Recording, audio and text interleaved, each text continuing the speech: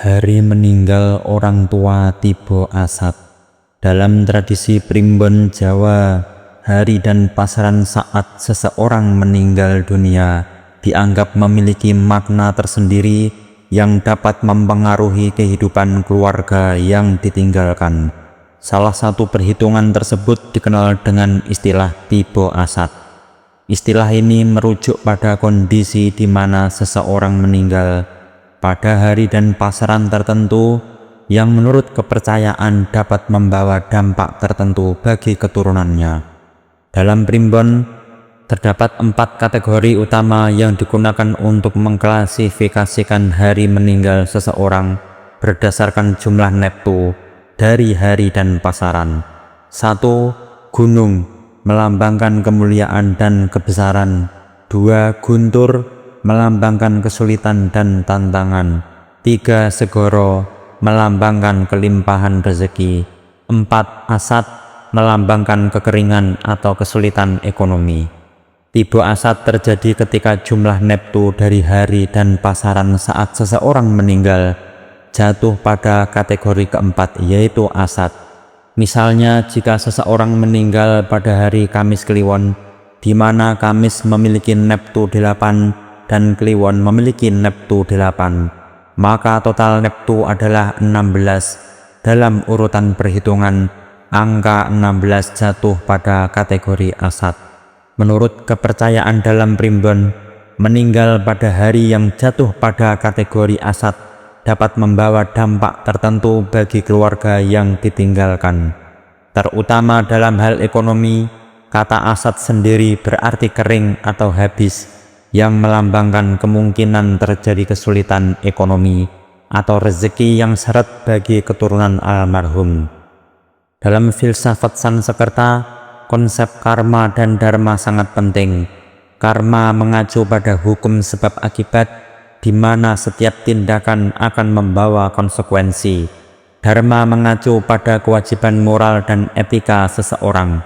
Meninggal pada hari tertentu dapat dianggap sebagai hasil dari karma seseorang, dan dampaknya terhadap keluarga dapat dilihat sebagai bagian dari pelajaran atau ujian dalam menjalankan dharma mereka. Di dalam Islam, mempercayai bahwa hari kematian seseorang dapat membawa dampak tertentu bagi keluarga yang ditinggalkan, tanpa dasar yang jelas dianggap sebagai bentuk takhayul. Islam mengajarkan bahwa segala sesuatu yang terjadi atas kehendak Allah Subhanahu wa Ta'ala, dan manusia tidak memiliki pengetahuan tentang hal-hal gaib kecuali yang telah diwahyukan. Namun Islam juga mengajarkan pentingnya mengambil pelajaran dari setiap peristiwa dan berusaha untuk memperbaiki diri. Langkah-langkah yang dapat dilakukan: 1. Melakukan doa dan sedekah. Mendoakan almarhum dan bersedekah atas nama mereka dapat menjadi bentuk penghormatan dan juga sebagai sarana untuk mendekatkan diri kepada Allah Subhanahu wa Ta'ala. 2. Mengadakan selamatan. Dalam tradisi Jawa, mengadakan selamatan atau keselamatan dapat menjadi cara untuk mendoakan almarhum dan memohon keselamatan bagi keluarga yang ditinggalkan. 3. Melakukan ruwatan. Ruwatan adalah ritual untuk membersihkan diri dari pengaruh buruk atau kesialan. Meskipun tidak wajib, beberapa keluarga memilih untuk melakukan sebagai bentuk ikhtiar. 4. Meningkatkan amal dan ibadah. Meningkatkan amal dan ibadah dapat membantu keluarga yang ditinggalkan untuk tetap kuat dan mendapatkan keberkahan dalam hidup mereka. Kematian adalah bagian dari kehidupan. Setiap peristiwa membawa pelajaran dan hikmah yang dapat memperkuat iman dan ketakwaan kita.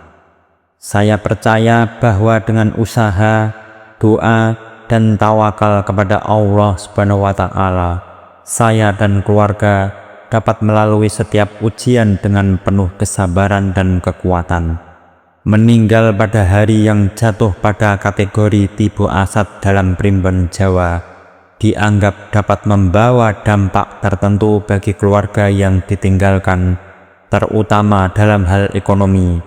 Namun penting untuk memahami bahwa kepercayaan ini berasal dari tradisi dan budaya dan tidak memiliki dasar yang kuat dalam ajaran Islam.